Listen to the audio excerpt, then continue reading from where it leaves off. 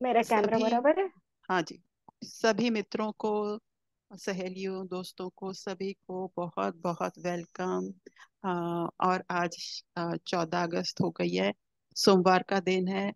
और कुछ ही दिनों में हम लोग, मतलब कल ही हम 15 अगस्त, बहुत ही बड़ा त्योहार मनाने वाले हैं। और जब देश की बात आती है तो हमारे देश के जो प्रतिनिधित्व करने वाले राजा, और जो हमारे, मतलब बड़े बड़े जो, या कह सकते हैं कि जो अ, हमारे जो हमारे बहुत, जैसे कि फेमस फेमस कौन से राजा हैं, तो राजा दशरथ। जब मैं छोटी थी तो हमको, मतलब मुझे लगता है ऑलमोस्ट सभी बच्चों को पहली या दूसरी कहानी या रामायण की ही सुनाई जाती है। तो राजा दशरथ के 4 पुत्र थे, इस तरह से हमको कहानी सुनाई जाती है। तो आज सुभद्रा जी इस श्रृंखला में 40 मैसेजेस फ्रॉम 40 मास्टर्स, जो सी अरुणा जी ने किताब लिखी है, उस श्रृंखला में सुभद्रा जी हमें आज राजा दशरथ के मैसेज बताएंगी। और सुभद्रा जी 3-4 सालों से पीएमसी महाराष्ट्र में सेवा दे रही हैं, और कितने ही सारे सेशंस को लीड करती हैं। उन्होंने यहाँ पर भी हमारा मार्गदर्शन किया है, और आज वो राजा दशरथ का मैसेज हमें देने वाली हैं। तो over to you ma'am Subhadra ji, और बहुत बहुत वेलकम आपका। Thank you so much, and over to you ma'am. Thank you Anuradha ma'am, thank you so much. आज मुझे यह अवसर मिला है तो मैं बहुत धन्य हुई हूँ। तो आज हम मुझे बहुत ही अच्छे से मौका मिला है, अवसर मिला है। राजा दशरथ जी का ये जो संदेश है श्री अरुणा मैम ने हमें दिया है, तो वो संदेश आपके साथ शेयर कर लूं। तो राजा दशरथ हमें तो सबको पता है, प्रभु श्री राम के पिता थे, है ना, अयोध्या के राजा थे। तो ये संदेश 18 अगस्त को 1994 को प्रातः सुबह 10:20 में ये संदेश उनको मिला है, से अरुणा मैम को। तो राजा दशरथ, हम सब उनको जानते हैं। तो वो बोलते हैं, आप सब भली भांति जानते हैं मुझसे, मैं कौन से परिवार से आया हूँ, मैं कौन हूँ, ये सब आप जानते हो। लेकिन मैं आप सभी को 3 महत्वपूर्ण संदेश देना चाहता हूँ। तो उसमें से 3 महत्वपूर्ण संदेश जो है, वो है एक ध्यान, दूसरा है आत्मज्ञान, और तीसरा है एक पति के रूप में एक पुरुष का जीवन। ये तो हम सबको पता है। तो ध्यान के बारे में अभी वो क्या कहते हैं हम लोग ये देखेंगे। वो बोलते हैं कि जब मैं ध्यान में दीक्षित हुआ, तब मैं लगभग 5 वर्ष का था। हम राजा और हमारे परिवार के लोग, हम बहुत उत्सुक है कि जब हम सिंहासन पर चढ़े, तो हम बहुत अच्छे से ध्यानी थे। और आवश्यकता अनुसार मैं भी 12 वर्ष की आयु तक बहुत अच्छा ध्यानी बन गया। इतना ही नहीं कि मैं हमेशा अपने ध्यान के ज्ञान को अपने नियमित दैनिक जीवन में, अभ्यास में लाना सीख रहा था। तो उन्होंने अपने बचपन से ही ध्यान सीखना शुरू किया था, और वो बहुत बड़े ध्यानी भी थे। वो आगे बोलते कि जब तक मैं अपने पत्नियों के साथ बच्चे, मतलब उनके जब बच्चे हुए उन्हें, तब मैं अपनी पत्नियों को उनकी ओर ध्यान नहीं देता था। तब तक बच्चे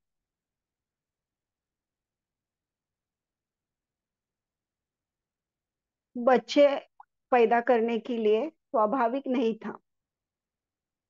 मेरे मतलब उसका कोई मेरे जीवन में उतना कोई मायने नहीं था। तो मैंने क्या किया, तो मैंने 7 दिनों की गहन निरंतर साधना की, और उसके बाद ही मुझे ये 4 अलौकिक ऐसे सुपुत्र मुझे मिल गए, ऐसे वो बोलते हैं। और ये जो सुपुत्र है वो मेरे लिए वरदान है। जैसा आप सभी जानते हैं, वो बोलते हैं कि वे सभी अद्भुत बच्चे थे, जिनके पिता होने पर मैंने गर्व की भावना नहीं छिपाई। हम सबको पता है कि राम, लक्ष्मण, भरत, शत्रुघ्न, ये सब भी अपने अपनी जगह पे बहुत ही अलौकिक महान आत्माएं हैं। तो उनको भी जैसे हमें अपने बच्चों पर गर्व होता है, तो राजा दशरथ को भी अपने इन पुत्रों के ऊपर बहुत गर्व था। तो बोलते ये भावना मेरी कभी छिपी नहीं, प्रत्येक अपनी तरह का एक रत्न था, अत्यंत बुद्धिमानी और अद्वितीय ऐसे था। इन चारों पुत्रों के माता पिता होने के नाते हम सभी, जिनमें मेरी पत्नियां और हमारे राज्य के अन्य सभी लोग भी शामिल है, कभी कभी उनमें से किसी न किसी किसी को भी एक दूसरे से अलग या किसी से बड़ा नहीं माना। जब तक मेरी सबसे प्रिय, और सबसे प्रिय, वो दो बार बोलते हैं इसे, मेरी सबसे सबसे प्रिय और अत्यधिक शक्तिशाली पत्नी कैकेयी ने इस बात पर जोर नहीं दिया कि राम को ऐसा होना चाहिए। हम सबको पता है कि कैकेयी जो है, उन्हीं के कारण भगवान श्री राम वनवास गए थे, लेकिन उसके पहले भी उनका बहुत सारा उद्देश्य भी था। तो ये स्टोरी हम बाद में सुनेंगे, लेकिन पहले हम राजा दशरथ का संदेश लेते हैं। तो बोलते कि मेरी सबसे प्रिय, जो मेरी शक्तिशाली पत्नी कैकेयी है, इसने इस बात पर जोर नहीं दिया कि राम को ऐसा करना चाहिए। जंगल में भेज दिया गया, उसके बेटे को सिंहासन पर बैठने की अनुमति दी गई। प्रारंभ में मैं उनके कथन से स्तब्ध रह गया। जब उन्होंने बोला तो मुझे कुछ समझ में ही नहीं आ रहा था, मैं स्तब्ध हो गया। वस्तुतः अपने राज्य के लोगों से मिलने के लिए नहीं उठा। ऐसा इसलिए था क्योंकि किसी भी पारंपरिक पिता की तरह मुझे भी अपने बड़े बेटे से बहुत उम्मीद थी।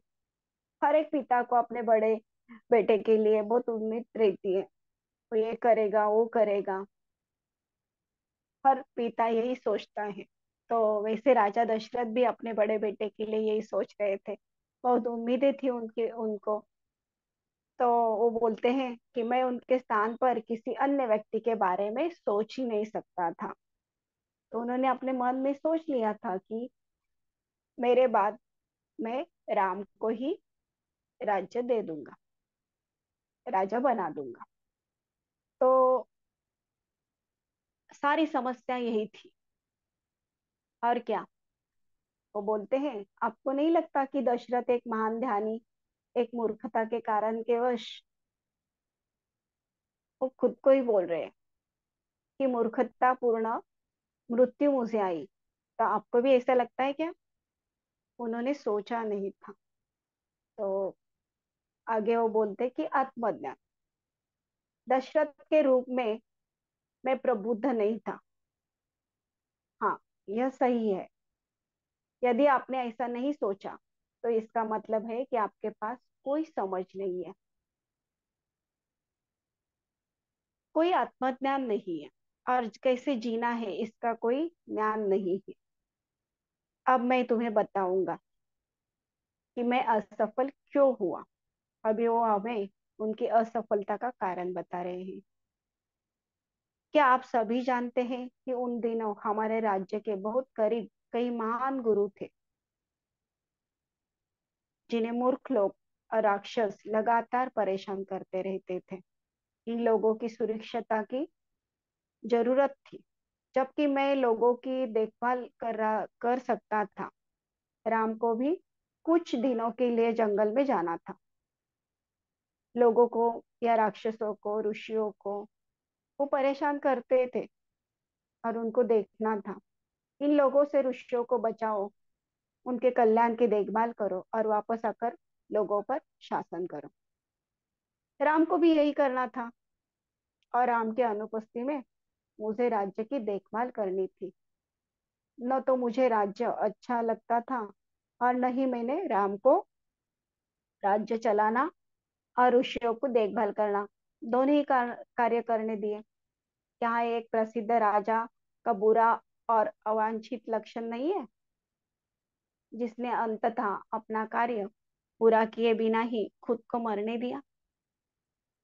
हाँ, मान लीजिए मैं अपनी पत्नी की बात मान गया, उन्होंने ऐसे करने मतलब ऐसे नहीं किया, और अपनी जो पत्नी कैकेयी है उनकी बात उन्होंने मान ली कि राम को वनवास भेज दिया जाए और मेरे बेटे को राज्य कारभार सौंप दिया जाए। तो वो बोलते कि मेरी जो पत्नी है,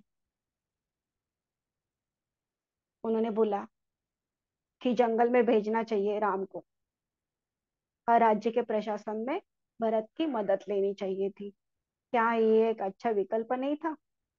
मैं जीवित रह सकता था, लेकिन एक छोटा शिशु कैंडी के लिए रो रहा था। मैं राम के लिए तरसते हुए मर गया। मैं बिल्कुल भी प्रबुद्ध नहीं था। मैंने जीवन के अर्थ को नहीं देखा, और अपनी रोजमर्रा की समझ में ध्यान और उसके ज्ञान का पूरी तरह गंभीरता और लगन से अभ्यास नहीं किया। इसी कारण मेरी बुरी तरह से मृत्यु हो गई। उन्होंने ये सभी बातों का ध्यान से सोचना चाहिए था, लेकिन उन्होंने सोचा नहीं। उन्होंने वहां पे गलत निर्णय लिया। वो सही निर्णय ले सकते थे, और सही निर्णय लेके और भी जिंदा रह सकते थे। मतलब और भी वो अपने बेटे का राज्य भी देख सकते थे, सब आनंद भी देख सकते थे। आगे वो बोलते कि यदि मैंने राम को स्वयं साथ लेकर वन में छोड़ दिया होता, तो क्या उस समय जब रावण ने सीता का हरण किया था, तो मैं उनकी सहायता नहीं कर सकता था क्या?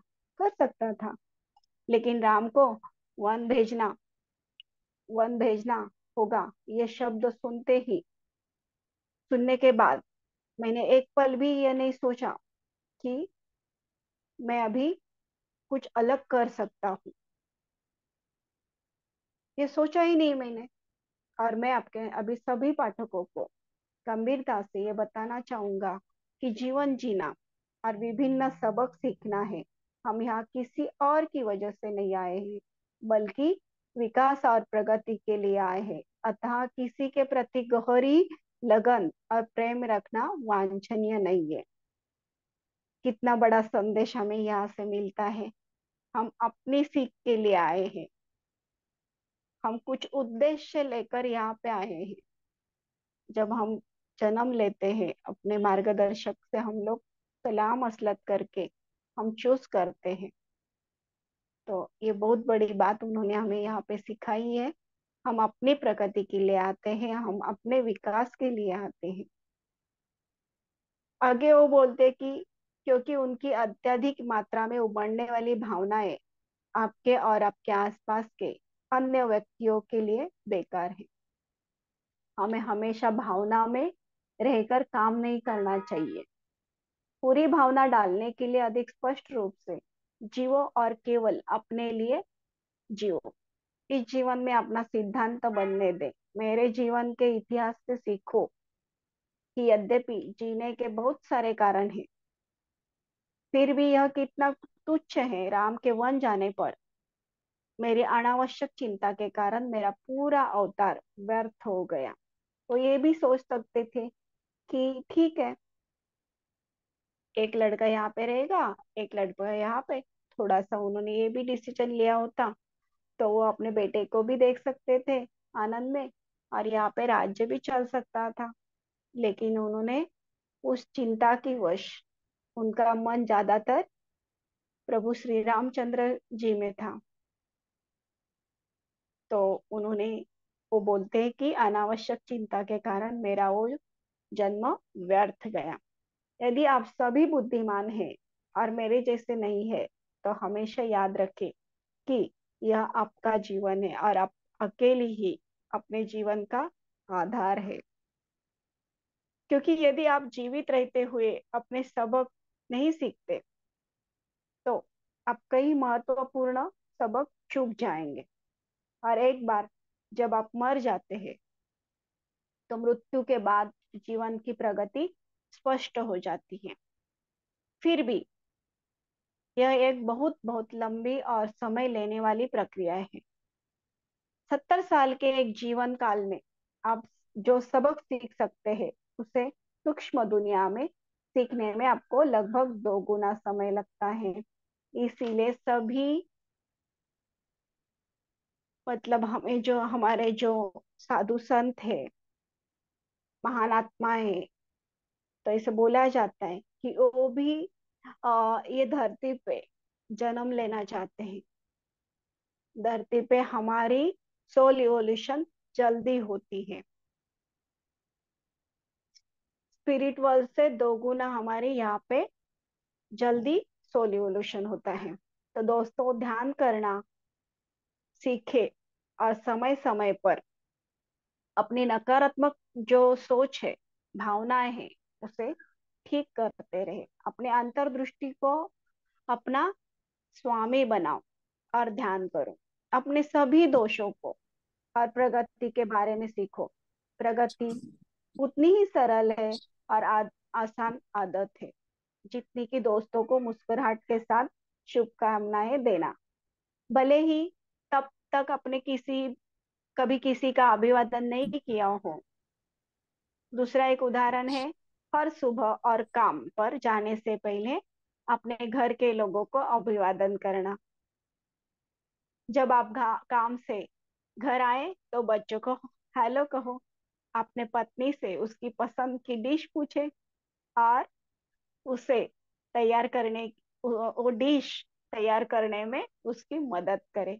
बच्चों के साथ थोड़ा समय गवाए, उनके साथ घूमे, उनसे उनके स्कूल और दोस्तों के बारे में उन्हें पूछिए। मुझे यकीन है कि ये कुछ चीजें जो बहुत से लोग कभी नहीं करते और उन्हें करके क्यों नहीं देखते, मैं विश्वास के साथ कहता हूँ कि आप लगभग नगण्य महत्वहीन रोज हमारा रोज का जो जीवन है और जीवन के व्यवहार है से कई नई नई चीजें हम सीखते हैं। कोशिश करें और खुद में और दूसरों में बदलाव देखें। हम हमेशा दूसरों का ख्याल रखेंगे, दूसरों को धन्यवाद देंगे, दूसरों को खुशियां बढ़ाएंगे, तो हमें खुद में और दूसरों में भी हम बहुत सारा बदलाव देखा जा सकता है। जैसे हम खुद बोले कि मैं सबसे प्यार करता हूँ, तो सब लोग आपसे प्यार करेंगे। तो यहाँ पे वो बोलते कि ध्यान दे और स्वयं निर्णय करे कि आप कैसा महसूस करते हैं। ये हमें सबको आजमाना चाहिए और उसके बाद हमें देखना चाहिए कि हमें कैसे फील होता है।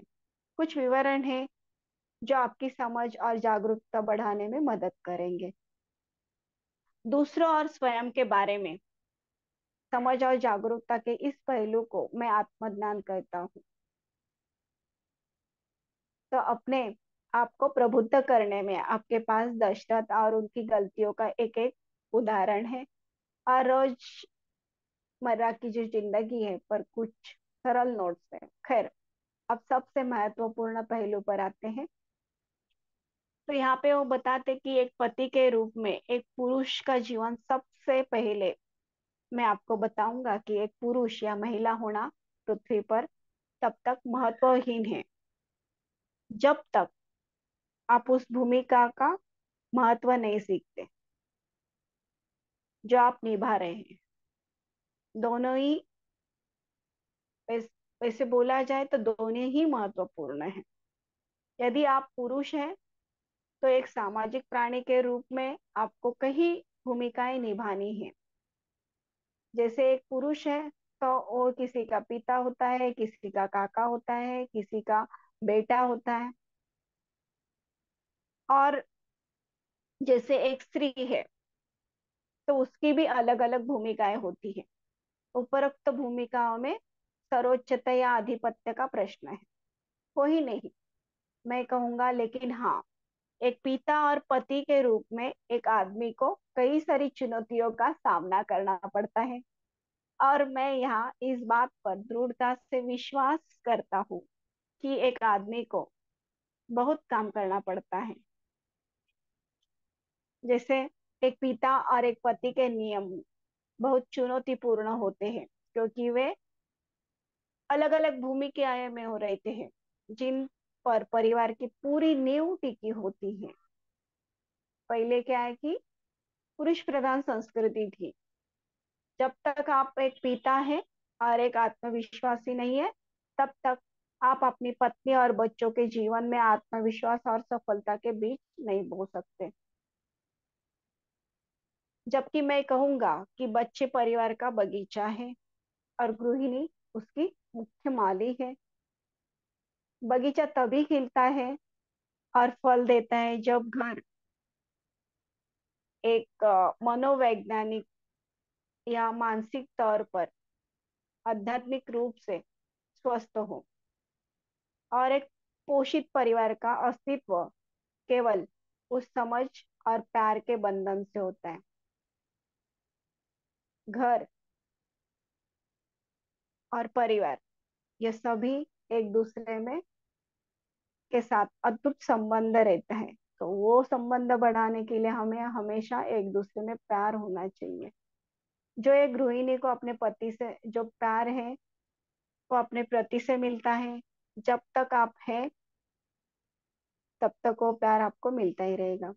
एक ध्यानी ध्यान कर रहा है, प्रबुद्ध अपने और दूसरों के बारे में अपनी समझ और जागरूकता बढ़ाने की कोशिश कर रहे हैं। आप पारिवारिक बंधन विकसित करने के लिए या बनाने में मदद नहीं कर सकते। और जब तक आप पारिवारिक बंधन नहीं बनाते, आपको कोई मनोवैज्ञानिक प्रतिक्रिया नहीं मिलेगी।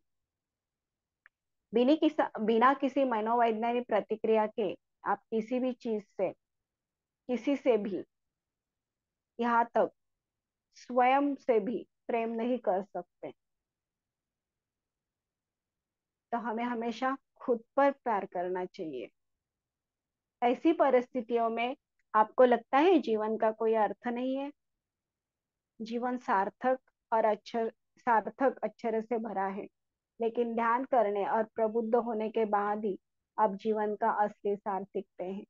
जैसे हम ध्यान करेंगे, ध्यान करते करते हम भी प्रबुद्ध बन जाएंगे, और हमें भी जीवन का जो असली मतलब है, हमारे जीवन का जो अर्थ है, उद्देश्य है, वो हमें समझ आएगा।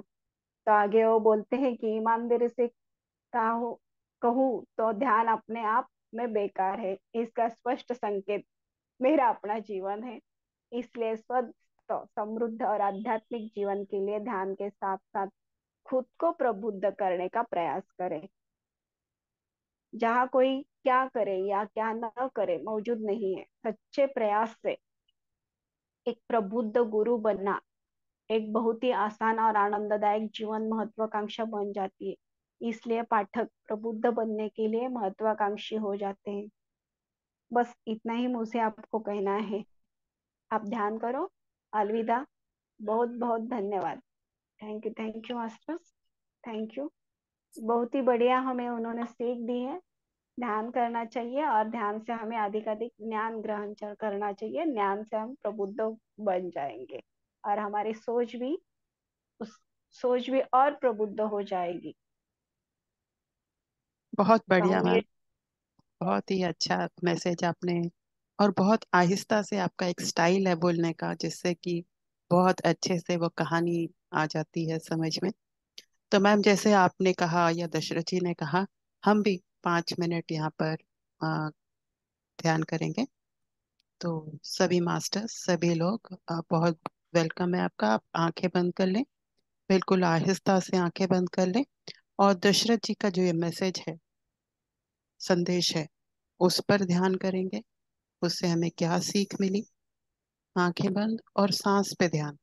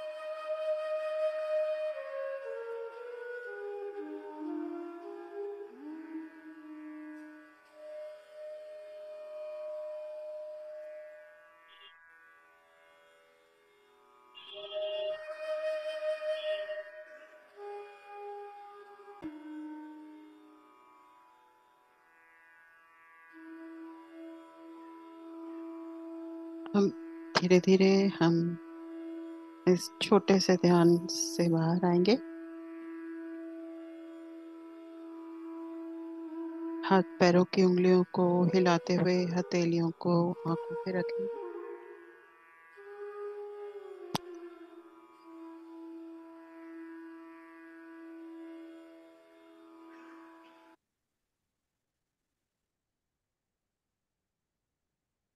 5 4 3 2 1 0। बहुत बहुत धन्यवाद सुभद्रा मैम, एक बार फिर से आपने ये बहुत अच्छे से हमें ध्यान भी करवाया, और ध्यान की जो संदेश है वो मुख्य रूप से, और ये जो मुख्य बातें हैं ये हम सभी को इतनी प्रेरणा देंगी आज।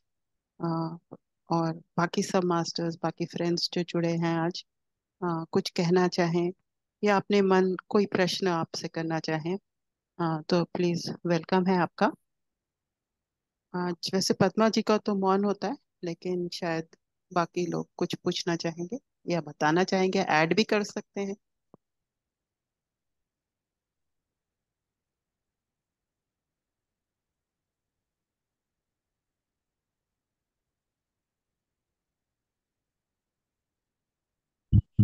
सुभद्रा मैम को अनंत धन्यवाद, बहुत अच्छा लगा। ये हम लोगों ने सोचा ही नहीं था, ये पहलू दशरथ महाराज जी का। वो खुद भी उनके जीवन से वो तृप्त नहीं थे। रामायण सीरियल देखते हैं या किसी में भी उनकी वो पीड़ा समझ में आती है जब वो वनवास जाते हैं, वही देखा जाता है। फिर वही अरे विधि का विधान है या कुछ तो कुछ भी हम उसमें वो करते, लेकिन वो खुद भी उसमें वो खुद कितने दुखी होंगे, वो ना चाहते हुए भी वो सब उनको रोल निभाना पड़ रहा है। और वो उतनी बड़ी राजा होकर सूर्यवंश की, और वो बता रहे कि भाई समझ से प्यार से अपना अपने आप को वो करो। मैंने ध्यान का सही उपयोग नहीं किया, उन्होंने समझ दिया है। वो रोल शायद दिखाने के लिए उन्होंने वो रोल निभाया कि ध्यानी हो तो कैसे जीवन जीना चाहिए। और उन्होंने ये सेंटेंस ये कहा, बहुत अच्छा लगा, प्रगति बहुत सरल और सहज प्रक्रिया है। नहीं तो हम लोग वो प्रगति को एक बहुत बड़े वो रख के उस पर सोचते नहीं है, जैसे जीवन जी रहा है चलने दो चलने दो। यहाँ तो सिर्फ ध्यान और आत्मज्ञान की ही दो ही बातें बोली है, उसमें अपने आप को प्रबुद्ध बनाओ।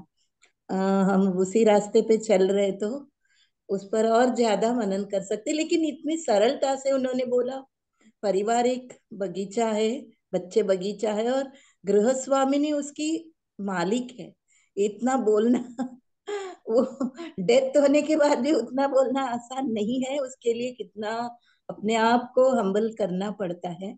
तो ये सब बातें हम लोग अगर और बेहतर तरीके से, और एक दो बार इनको सुनना पड़ेगा मैम को। और मैम ने इतने सुंदर तरीके से वो रखती, उनके शब्द और अब उनके आत्मा से जो वो निकलता है, तो वो बहुत अच्छे तरीके से अंदर लगता है कि अरे नहीं, हमें और मैम को और एक दो बार सुनना है, फिर पढ़ना है, उस पे मनन करना है। तो बहुत बहुत धन्यवाद, बहुत बहुत। थैंक जी यू मैम, मैम। आपका भी धन्यवाद। धन्यवाद। मैम, अनुराधा मैम, मैंने एक पढ़ा था कि जैसे श्री राम जी के गुरु थे वशिष्ठ मुनि और विश्वामित्र, है ना? आवाज आ रही है मेरी? हाँ हाँ, अरे यार। हाँ। तो ये मैंने पढ़ा था कि कई कई जो महारानी थी उनको पता था कि राजा दशरथ को श्री राम जी के प्रति बहुत ही प्यार है, बहुत ही प्रेम है। ये प्रेम उनको, मतलब जैसे हम कुछ भी सीखते हैं ना, मतलब हमें जो भी परिस्थिति आती है, हमें बहुत कुछ सिखा कर जाती है। तो उन्होंने उन्होंने विश्वामित्र, ऋषि विश्वामित्र है, उनके पास जाके उनको बोला था कि देखो, राजा दशरथ के मन में श्री राम जी के प्रति बहुत ही प्यार है, प्रेम है, उनके बारे बहुत ही लगन है। और ये जब यहाँ पे रहेगा तो कुछ मतलब पढ़ नहीं सकेगा, तो आप इनको बुला लीजिएगा। तो कुछ दिनों के बाद विश्वामित्र आते हैं और वो राजा दशरथ जी के बात करते हैं और उनको आश्रम में मतलब आगे का जो भी शिक्षण है उनका उसके लिए ले जाते हैं। ऐसी स्टोरी सुनी थी।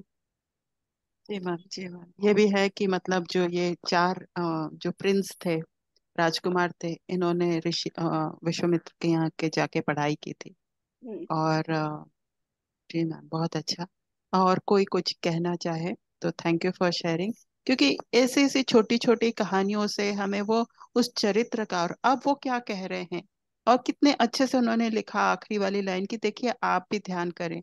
और ये जो अभी अन्नपूर्णा मैम ने कहा, और फिर उनकी लास्ट लाइन वो भी है कि अभी मैंने कोई एक्सेस चेंज, जो ये चेंज धरती पर हो रहा है उसमें मैंने कोई खास अभी रोल नहीं लिया है ना। और तो कितने मतलब ट्रांसपेरेंटली वो सारे जो ये मास्टर्स हैं वो अरुणा जी को अपना ट्रांसपेरेंटली बता रहे हैं, ताकि भाई उनके मैसेज से हम सीखें। तो अन्नपूर्णा जी ने सही कहा कि भाई हमें इन पर, इन वाक्यों पर, या जैसे आपने कहा है उस पर चिंतन मनन करना होगा। कि हम यहाँ सोचते हैं कि अरे सुबह हुई, चाय पिया, खाना खाया, काम पे गए, ये किया, लेकिन उसके कितने मायने हैं। अगर हम yes, ये समझें कि ये कितना इम्पोर्टेंट है ये सारा काम करना, और दिनचर्या भी इम्पोर्टेंट है, लेकिन उसके साथ साथ हम क्यों आए हैं, किस लिए आए हैं, और उसी चीज को कितने अच्छी तरह से कर सके, और उसी में वो प्रभुत्ता जो आपने वर्ड बोली कि वो ही हमारी इसमें से ही आएगी। तो ये सरल भी लगता है, और एक किस्म से इसी में एनलाइटनमेंट बोलो या जो भी yeah, नॉलेज बोलो वो यहीं से आती है। yes, जी हाँ। मैम। जी मैम, बहुत और बहुत उन्होंने धन्यवाद। और एक बात अच्छी बोली कि हमेशा अपने बच्चों को बच्चों में इन्वॉल्व हो जाइए। कि जैसे आपने कुछ पढ़ाई के बारे में पूछो, उन्हें घूमने लेके जाओ, उनको जो पसंदीदा चीज है वो पूछो, जी। और अपने पत्नी को भी पूछो, हम्म, उसे मदद करो। तो हम्म, अपने परिवार में ऐसी आनंद बढ़ाइएगा। हम्म, तो बहुत अच्छे से बात है कि हमेशा ये एक दूसरे में हम लोग मिलजुल कर रहेंगे हम्म, और वो प्यार हमेशा हम लोग में बढ़ता रहेगा। जी। जी मैम। जी मैम। थैंक और यू कोई सुमित्रा मैम, अपनी बात आपने को, या प्लीज रीता मैम, यस। बहुत अच्छा बोला, बहुत ही अच्छी तरह से समझाया। और देखिए जो हम अब आध्यात्मिकता में आने के बाद सीख रहे हैं, वो सारी बातें उन्होंने कही हैं। लाइक जी, उन्होंने कहा फैमिली में इन्वॉल्वमेंट, है ना। और उन्होंने ये भी कहा कि मेडिटेशन जरूरी है। तो दैट मीन्स हमें एक बैलेंस बना के चलना है, परिवार को भी इम्पोर्टेंस देनी है और आध्यात्मिकता में भी आना है। अब हम मेडिटेशन करने से हमें, देखिए कर्म तो हमारे बने हुए हैं, हम प्लान करके ही आते हैं हमने क्या क्या करना है। लेकिन उसके बावजूद भी जब हम मेडिटेशन में आते हैं तो हमें ये समझ आती है कि उन कर्मों के प्रति हमें कितनी जागरूकता चाहिए। बिकॉज जो कर्म हम लाए हैं वो कर्मों को भी उस प्रेजेंट स्टेट में हम कैसे निभा रहे हैं, और उसमें क्या चेंजेस करके हम उसको और बेटर सीख सकते हैं, और कैसे और इजीली इवॉल्व हो सकते हैं। देखो उनको ये पता था कि अब राम को भेजना पड़ेगा, बिकॉज कैकेयी के वचन जो थे वो उन्होंने प्रॉमिस किए थे, उनको प्रॉमिस दे दिया। लेकिन अब बाद में जो वो मैसेज दे रहे हैं कि मैं ऐसा भी कर सकता था, मैं ऐसा भी कर सकता था, तो इसका मतलब उस समय वो दुख में इतने खो गए कि वो अवेयरनेस उनके अंदर नहीं रह पाई। तो इसीलिए कहते हैं ना कि कर्म तो हमें भुगतने हैं, लेकिन अगर हम अवेयरनेस के साथ करें तो शायद हम उन कर्मों से सीख भी इजीली सकते हैं और अवेयर रहते हुए जल्दी इवॉल्व हो सकते हैं। तो मुझे ऐसा लगा कि आ, मतलब ये कर्म थ्योरी सचमुच बहुत बड़ी है, बहुत मायने रखती है, और इसके प्रति अवेयर होना भी बहुत जरूरी है। तो उनकी उनकी जो मैसेजेस हैं उससे हमें ये सीख जरूर लेनी चाहिए कि हर पल जागरूक रहें। थैंक यू सो मच, बहुत अच्छे से समझाया आप। Thank you so thank much. You रिति मैम। आपने भी बहुत अच्छे से मैसेज रिपीट किया और बहुत अवेयरनेस से हमें ये बताया कि सच में वो दूसरा भी सोच सकते थे जी। जी। और उसमें और अधिक आनंद भी मिल सकता था उनको। जी बिल्कुल, मतलब एक कर्मों के प्रति, मतलब हम वो कहते हैं ना, अगर हमें ये समझ आ जाए कि कर्म तो हमें भुगतने ही है, तो लोग भगवान से कम डरेंगे और कर्मों से ज्यादा डरेंगे। क्योंकि भगवान हमें दुख नहीं देता, दुख तो हमें हमारे कर्म दे रहे हैं ना। तो कर्म ही यस। अगर हम सुधार लें तो और किसी के से डरने की जरूरत नहीं है। एटलीस्ट फिर हम प्रेम से, भगवान को भी प्रेम से माने, वो करेंगे, उनके प्रति दोष नहीं लगाएंगे कि भगवान ने मुझे दुख दिए। सो हमारी अपनी ही प्रोग्रेस के लिए हमें अवेयर होना। Yes ma'am. Thank you so much. Thank you so much. बहुत बढ़िया। Thank you Ritima. कोई और कुछ कहना चाहेंगे Madhulin ji? Thank you ma'am. Subhadra ma'am, आपने बहुत अच्छे से समझाया। ये पहले तो बहुत ही धीरे धीरे बहुत ही अच्छे से स्टोरी समझा दिया ma'am. Thank you very much. और मुझे तो बचपन से ये एक स्टोरी पता है कि दशरथ जी का जो मृत्यु हुई थी वो तो एक ऋषि के श्राप के वजह से हुई थी। तो इस मैसेज में लेकिन वो कुछ अलग ही तरह से अभी सामने आया कि वो चाहते तो ऐसा नहीं हो पाता। तो वही मेरा माइंड में चल रहा है कि उनको तो श्राप के वजह से ही पुत्र वियोग के श्राप मिला था, इसीलिए उनकी मौत हुई। उसके बारे में अगर कुछ मैम बोल सके तो। इसके लिए मैं एक लाइन बोलूं? वो यस इसी मैम। का श्राप पूरा होने के लिए कोई बहाना तो बनना था ना। Yes ma'am. ऐसे ही तो मृत्यु नहीं आएगी, कोई तो कारण बनना था। तो कारण यही बना कि उनके अपने दिए हुए वचन ही उनके सामने आ गए। हाँ, सही है मैम। इसका मतलब अपने कर्मों को हम लोग कर्मों का फल। कर्मों का फल। Yes ma'am. वही रीता मैम ने बोला ना, अभी कर्म के वजह से होता है, तो उनके कर्म के वजह से ही उनको नहीं मैम, ऐसी। मैं ना इसको थोड़ा सा आगे बढ़ाना चाहूंगी। आपने प्रश्न बहुत अच्छा किया, रीटा मैम ने भी उसका प्रश्न। पर यहाँ पर जो एक सटल बात, ये जो सूक्ष्म बात हमें समझनी है कि देखिए, कर्म हमारे सामने आएंगे, लेकिन फिर हमारी सजगता है, हमारी सजगता जो है वो उस वाले कर्म से हम कैसे निकल पड़े।